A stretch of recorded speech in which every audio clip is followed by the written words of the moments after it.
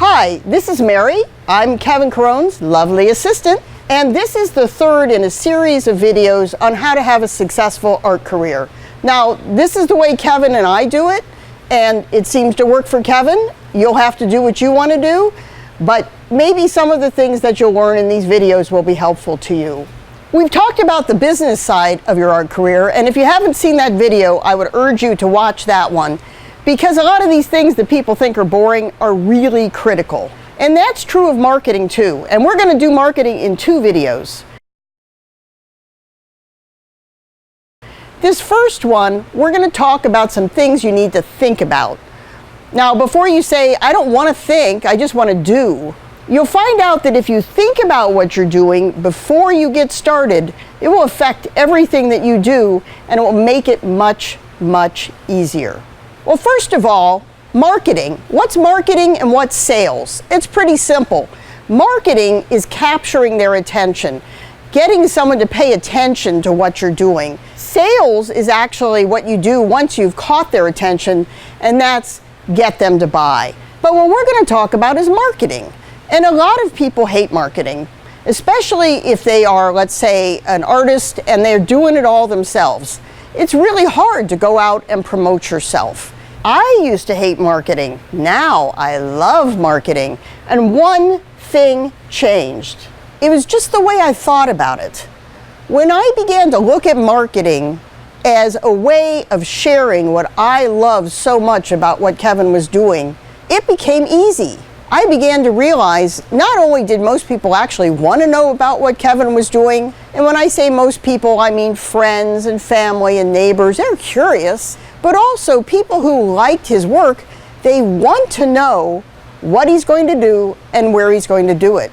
So when I'm talking about writing about and putting online about what Kevin's doing, I'm really just sharing, look at this cool stuff. You have to feel that way about marketing your art too. Even if you're going through a bad patch, even if it feels like a time when, gee, I'm just not into it right now, or I don't like the way my work is heading, you have to feel that excitement inside to keep working. And that excitement, that's what you want to share. What would that sharing look like? Well, let's say you have a show coming up. A lot of times we get notices from other artists that says, so-and-so is having a show. That's not what people are excited about. What are you excited about? What are other people going to be excited about? Maybe you have a new technique. Maybe you're using a new medium. That's the part you want to share, and then you give them those other details like when the show is, what time, how long it's going to be held, and of course you're going to show them some images. But you want to keep in your head that what you're doing is you're sharing what's really exciting with other people. Okay, so you're going to share. Who are you going to share with? Well, the natural inclination is to say everybody. But the truth of the matter is, when you have to market to everybody, it's really hard. So what you really want to do, ideally, is market to the people who want to know about it. Family, friends, neighbors. And neighbors, you'd be surprised, we sell a lot of work to neighbors. Who else? Well, in Kevin's case, it's people who like sculpture. In someone else's case, it might be somebody who likes animals, someone who likes landscapes. And you want to zero in the best possible way on the people who are going to get what you're doing. And that's what we call thinking about your audience. Let's say, for instance, you have an older audience. Are they going to be on Snapchat? I don't think so. When you think about your audience, you know where to look for them, and you know how to talk to them. You know what kind of language they like. You know what things excite them. So thinking about your audience is really key. What's the other key point to think about? Your purpose. So you know who you're talking to, that's your audience. What do you want them to do? Do you want them to come to a show? Do you want them to buy work? Do you want them to give you feedback? So who do you want to do it? And what do you want them to do? And marketing is bringing those two things together. And this is something you want to keep in your mind when you're doing any kind of marketing, social media, creating brochures, doing interviews. And then you're going to bring all this together with your excitement about whatever you're working on, and you're going to say to yourself, okay, what's in it for them? Because really, that's what people care about. They may support you, they may love your work, but they really want to know, what's in it for me? And so what's in it for them? Well, they're going to see this exciting new technique you just discovered. They're going to see new landscape paintings that they've never seen before. They're going to meet somebody that you've painted a portrait of that they would love to see in person and, yeah, compare your portrait to. Or maybe meet that cute little dog that you took a photograph of. Can you give us an example? Let's say I've got a show coming up and I'm going to be debuting some new technique for 3D printing. Okay, well, that's a really good question, because first I'm going to think, who is the audience for this work? Your best audience is always people who have already bought from you, because they already get it. So we know we're going to include them in our audience. We're also going to include anybody who's a fan, anybody who likes your work. We're also going to include people who like sculpture and art, but we're also going to include people who like technology, because 3D printing is technology. So we're going to try to capture their imagination too.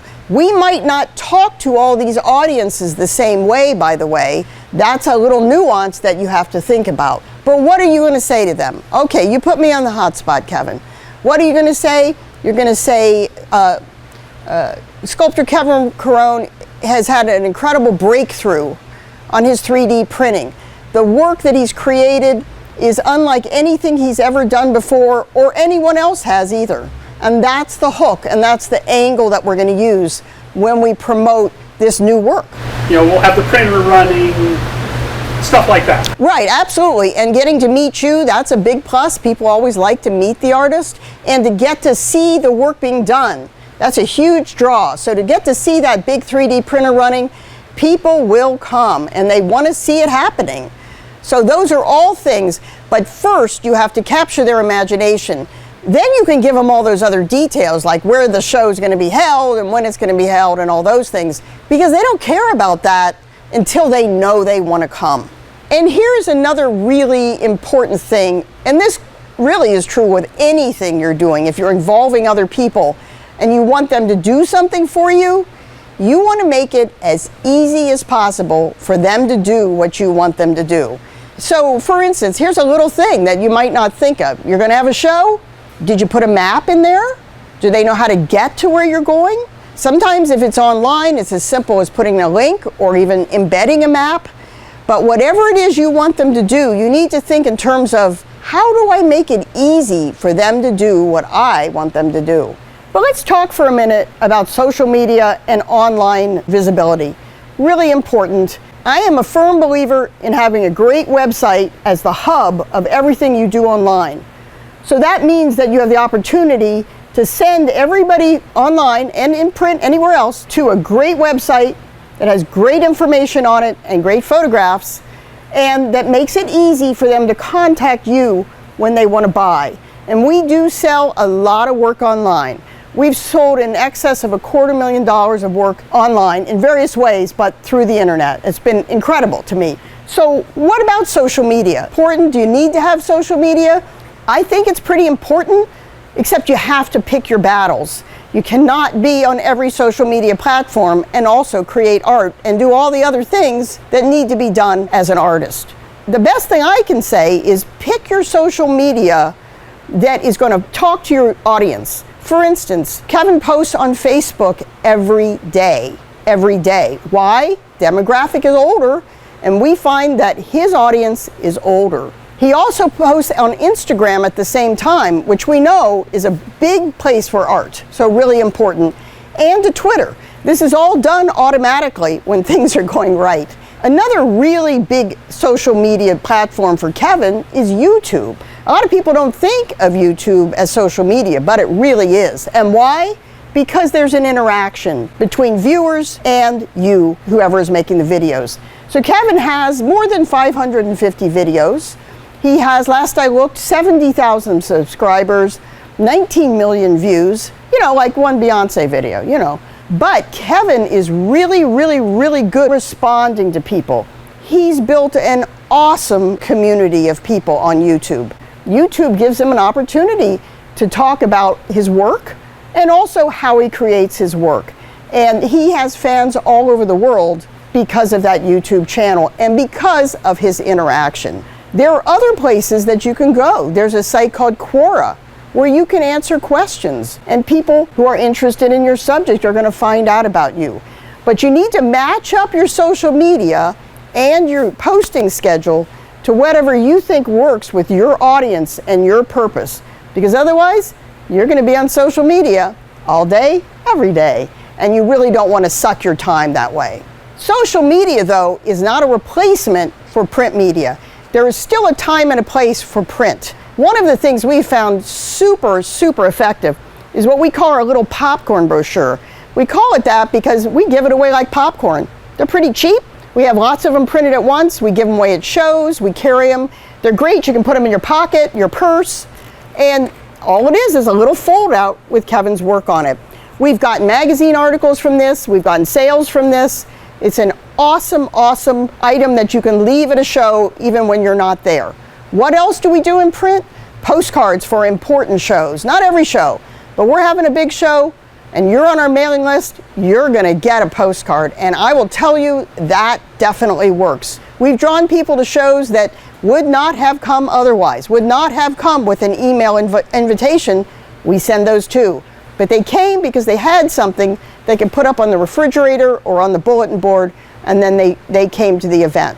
So that's it for this video about marketing. Next time, we're going to talk about shows and galleries, and I hope you post your questions below because we're glad to answer questions online. Meanwhile, I hope you give this video a like if you like it, and keep an eye out for more videos on this subject, and please visit Kevin's website and see why his work is so important to him having a successful art career. www.kevincaron.com. See you next time. Hey, Philip, what are you doing?